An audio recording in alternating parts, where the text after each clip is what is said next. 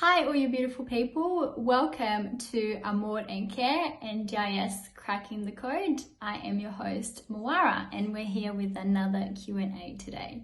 For those who don't know, I work as a NDIS program manager, so I still see participants.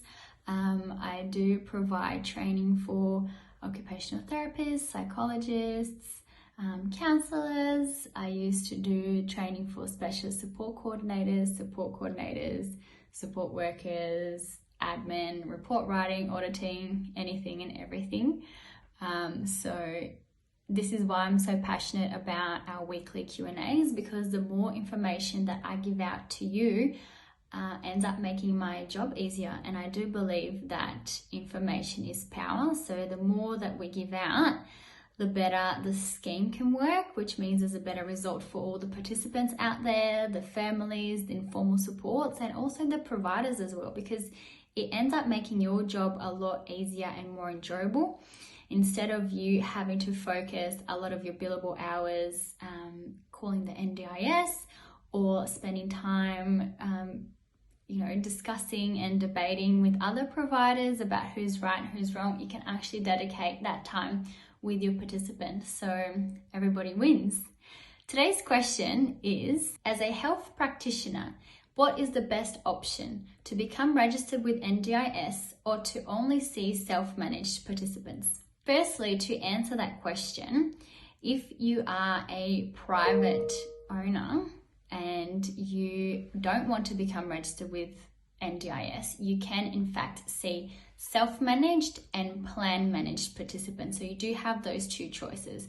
Only participants that are NDIA managed have to see registered providers. What does it mean to be a registered provider?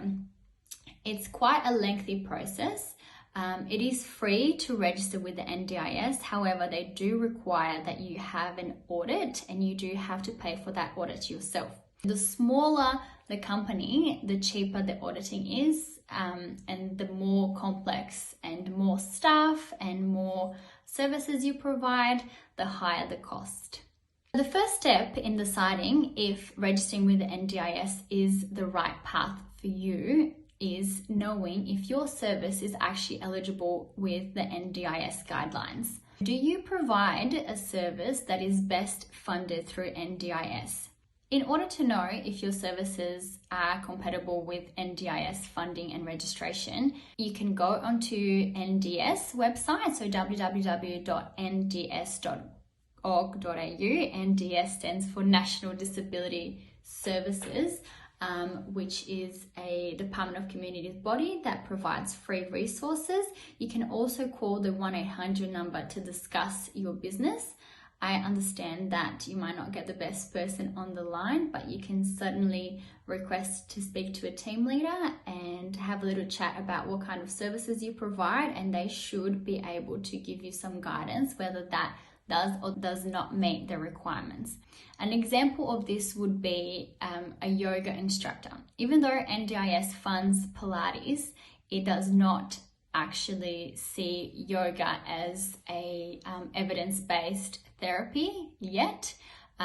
People that are self-managed might be able to justify this. It might be directly related to their disability. However, NDIS does not see yoga as a NDIS registered provider eligibility. You need to know that the service that you're providing is in fact evidence-based, science-based, allied health. Another example is the brain clinic that is available in WA. They do see plan-managed and self-managed participants. However, they were not able to be registered as a NDIS support, only because there was not enough evidence to say that the service that they provide would have an impact on people with disabilities or neurodiverse disabilities. Once you've done that, you would then need to create a PRODA account. So that comes under MyGov, and that's the platform that NDIS use to be able to acquire all the documentation that they would need from you as a applying provider.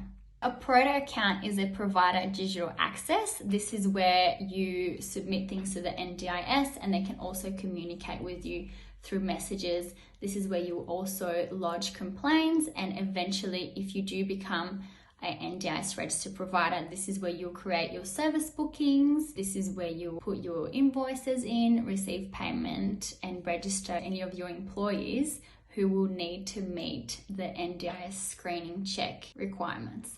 Basically, it's a huge process to ensure quality and safety purposes. Within the auditing process that you have to do before you even get audited, you have to supply some procedures and some policies. These include risk management, they include incident reports, they include practice standards, they also include all your qualifications, your experience, your expertise, and any of the staff that's going to be working for you or under your practice umbrella. If you are looking to provide restrictive practices, this is also a very complex process because NDIS is quite strict on that. If you are interested in knowing a little bit more about that, please ask me and I can do a separate video. I don't want to get too distracted and I don't want to overwhelm you with too much information, but basically, if you are a sole provider or an allied health professional or an organization who has not yet had a look at the process of what it takes to be NDIS registered, basically you need to have all your policies, procedures, all your insurances, everything in check. There are free bodies of organizations that provide a lot of guidance around this, and if you're interested, please let me know and I can post some resources for you. It's almost like an NDIS Bible where they go guide by guide about each line item that you would like to register under. So if you're an allied health professional, I would assume that you'd be registering under capacity building, improved daily living, which most of the therapies fall under. You would have to pick a line item and then you will have to follow the guidelines under that. It is a pretty comprehensive service. If you are a sole trader and you have a lot of clients or you're looking to break into the NDIS space, it would be easier to look for plan managed and self-managed participants until you're 100% sure that this is the workplace that you want to go down, especially if you haven't had much disability experience prior to that or much NDIS experience prior to that, because it is different than having a private practice or working under Medicare or Better Access. The requirements are different, the report templates are different, how you're dealing with the funding also becomes different, and your agreement with the participant is also different. I would definitely recommend starting off by dipping your toe in the water with self-managed and plan-managed participants. I recommend a lot of personal development courses, a lot of NDIS modules, a lot of training around understanding the NDIS before committing to becoming registered, because it is a long process and it is ongoing. You do have to have your auditing done every couple of years. You have to ensure that all your employees comply with all the new NDIS guidelines. I guess one of the pros to getting registered is ensuring that you can do your own service booking. So there's no issues with invoices, there's no issues with back payments. You're responsible to do all of that. You also have better access for complaints directly through the NDIS. If you're doing support coordination and your participant has given you access, you can have a look at their plans and how much funding they have. So you also don't have to be reliant on the participant or the agency. You can actually access that information. There are a lot of pros and cons, but basically, if you are sure that you want to work in the space and you have the time, the money, and all your policies and procedures in place, you should register.